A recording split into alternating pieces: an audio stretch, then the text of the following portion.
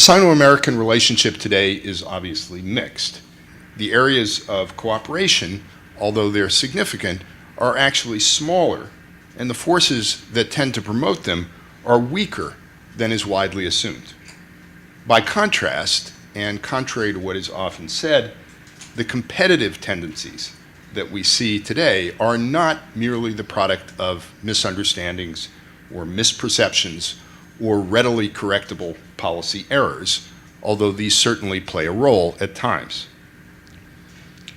Rather, the competitive aspects of the relationship spring from two forces. First are the age-old dynamics of power politics. There is a second factor, which I think complicates things a good deal, and that is ideology.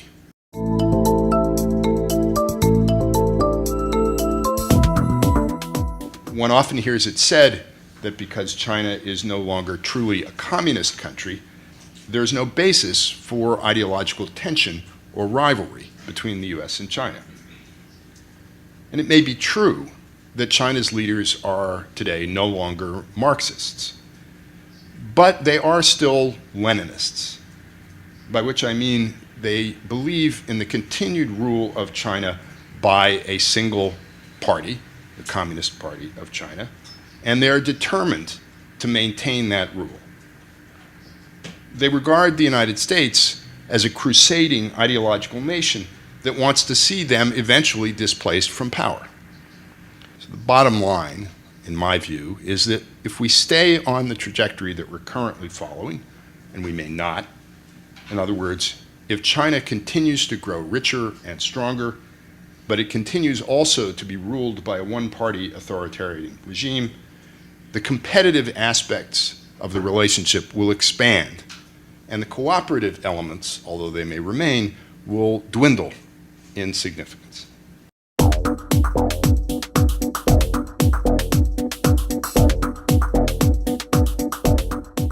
This doesn't mean that conflict between the United States and China is inevitable. I don't believe that it is. To deal with this mixed relationship, the United States has developed a mixed strategy. And that strategy has evolved over the years, but it has proven thus far to be quite resilient and quite stable. Whoever is elected in 2012, I think will follow more or less the same strategy. And that strategy consists of two elements. The first is engagement, through trade, through diplomacy, through people-to-people exchanges, scientific cooperation, and so on, to encourage China to become a member in good standing of the existing international system. The other part is what I would call balancing. The goal of this balancing part of American strategy, largely unspoken, is to deter aggression, to maintain stability, maintain and preserve the status quo, while the processes of engagement work their magic on China and bring about this transformation that I referred to earlier, as long as that may take.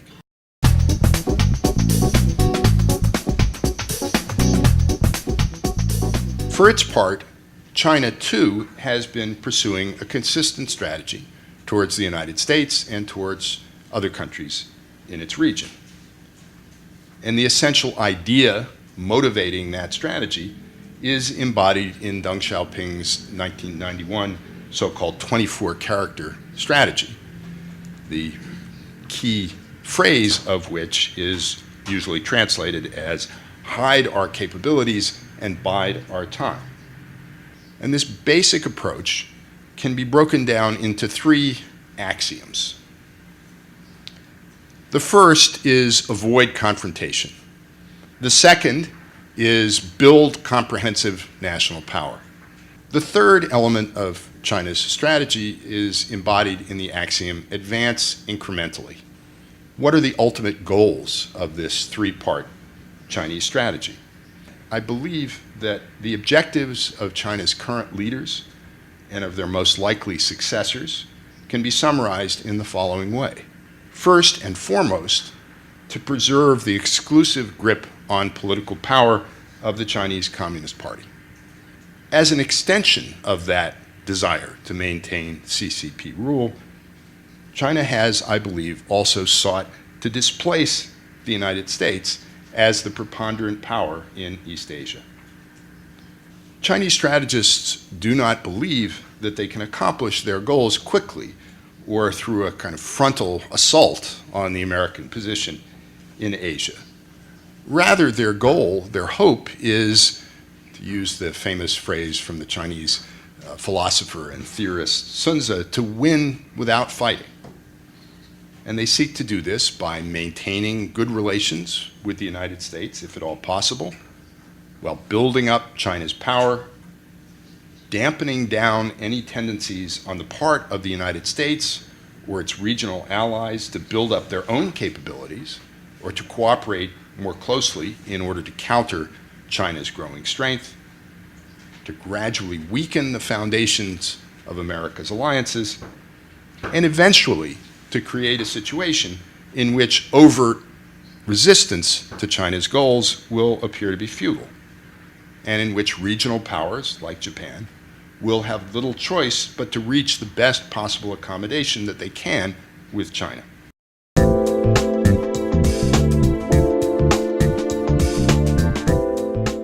In general, it seems likely that as China's power grows, it will feel freer to pursue more openly goals that are at odds with those of the United States and others in Asia. What about China's efforts to establish itself as the preponderant regional power? Here again, the verdict is mixed and it's open to debate.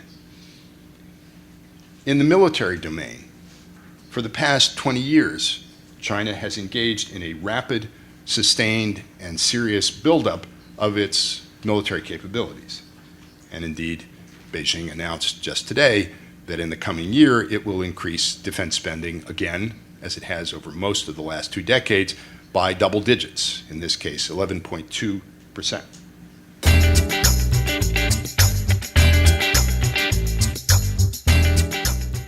In the economic sphere, thanks largely to the gravitational pull of its enormous and growing economy, China is already the strongest force in continental Southeast Asia, and its influence in Central Asia is growing. And it has sought and succeeded in establishing deep economic ties with the maritime states of Northeast and Southeast Asia, countries which are generally more prosperous than those on continental Asia, more democratic, and in many cases which are also treaty allies of the United States.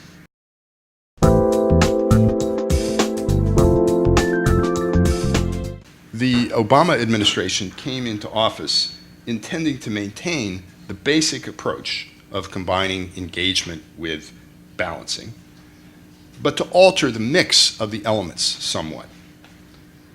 Basically, I think what they hoped to do was to enhance and expand engagement with China, to broaden it and to deepen it to include, for example, issues like climate change, while downplaying areas of disagreement, like human rights. Starting in the latter part of 2009, this initial approach encountered a series of setbacks. China was seen not only in the United States, and I think even not primarily in the United States, but rather throughout Asia, to be behaving more assertively across a wide range of fronts. In the case of Japan, as I'm sure you're well aware, the Chinese government, in my view, essentially chose to escalate an incident in which Japan arrested a drunken Chinese fishing boat captain into a major international incident.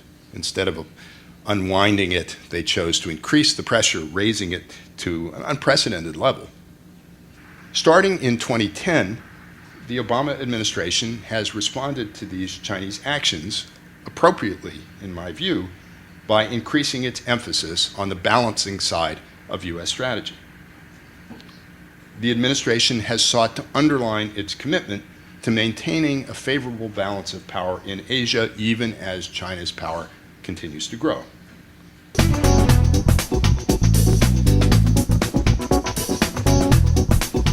It may be that what we've been seeing are manifestations of deeper and perhaps more long-lasting changes within China itself.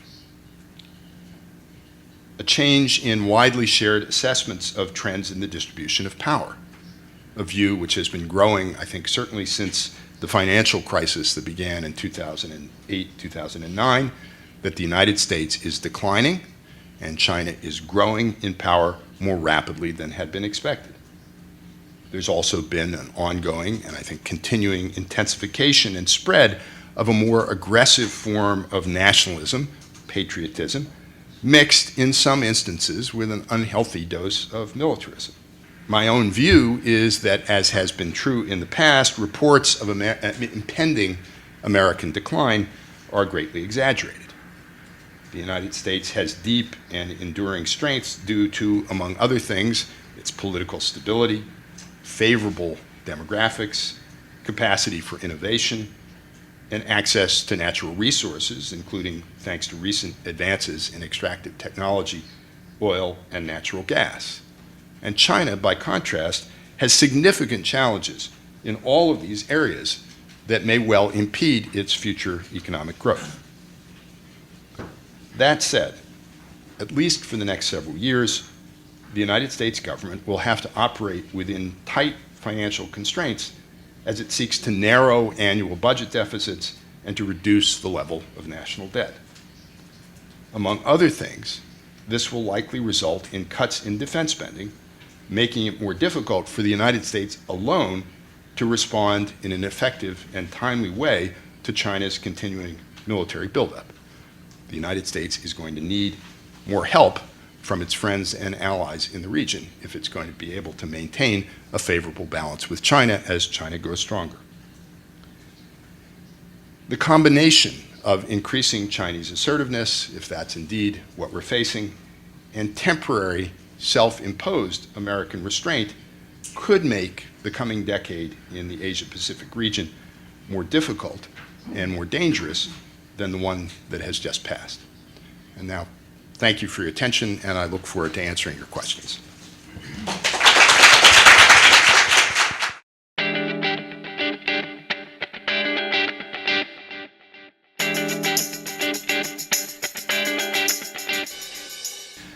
I think that one of the key objectives of Chinese strategy, as I've described it, is effectively to neutralize Japan, to encourage Japan to, over time, pull away from the United States, leaving it then vulnerable to pressures from China. I think also that China's behavior in the last several years has set back any prospect of achieving that by decades, that their interactions with Japan have been totally counterproductive. And some people in China recognize this, but nevertheless, any prospect that they might succeed in doing this, I think, has been reduced by their own behavior towards Japan.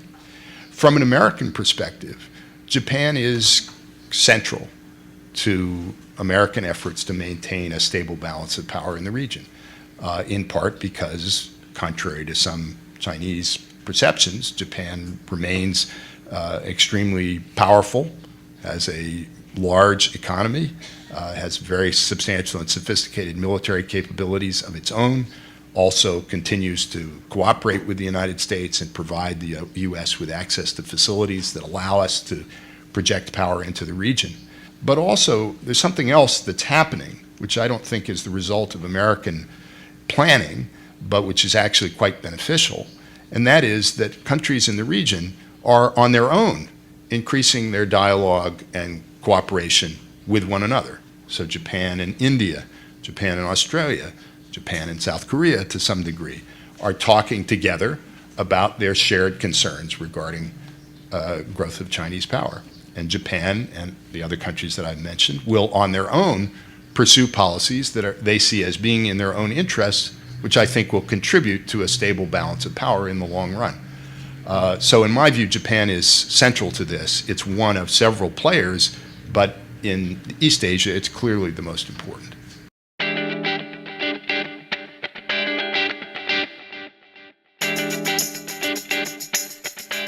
Majority of people in Taiwan don't favor independence, just as they don't favor absorption into the mainland, they favor the status quo for the time being. I think the name of the game in the case of Taiwan is to play for time, to make clear to China that if it uses force, that will have great costs, that it could provoke a military conflict with the United States, that if they proceeded in that way, they would damage their relations with other countries in the region, that it would be enormously costly. However, having said all of that, China has been pursuing a very intelligent strategy towards Taiwan, which involves maximum economic openness and interdependence, making Taiwan more and more dependent on its economic relationship with the mainland, reaching out to political groups in Taiwan that favor, if not unification, are more friendly to China than those that are opposed to it, while at the same time building up this overwhelming military capability directed at Taiwan. But I think the policy that the United States and others have been pursuing is the best one available, because if Taiwan were to move towards formal independence, it would provoke the mainland into taking steps that could be disastrous for everyone.